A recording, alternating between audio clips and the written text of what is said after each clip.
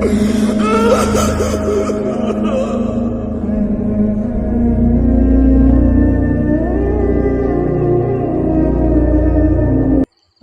আলাইকুম প্রিয় বন্ধুরা, এতক্ষণ আপনারা দেখছেন ঘর পুড়ে যাওয়া ভিডিও। আসলে কিভাবে কি হইল বিষয়টা আমি একটু ক্লিয়ারভাবে বলতে চাই। একটা ঘর একটা মানব জীবনের এটা একটা স্বপ্ন।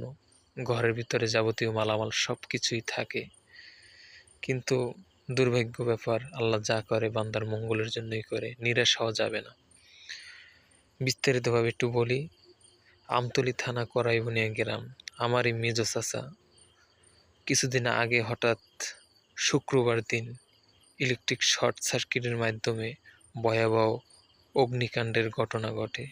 মুহূর্তের মধ্যেই আগুন ছড়িয়ে পড়ে এবং ঘরসহ বেশ কিছু প্রয়োজনীয় জিনিসপত্র সম্পূর্ণভাবে পুড়ে যায়। আলহামদুলিল্লাহ প্রাণহানির কোনো ঘটনা ঘটেনি, তবে বড় ধরনের আর্থিক ক্ষতি হয়েছে।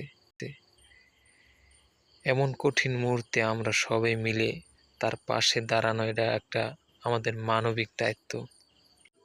আমরা দোয়া করি আল্লাহ তাআলা যেন এই বিপদ থেকে উত্তরণের ব্যবস্থা করেন এবং আমার চাচা এবং চাচিকে ধৈর্য ধারণের তৌফিকটুকু দান করেন। আমিন সুম্মা আমিন। কারেন্ট বন্ধ করতেছে।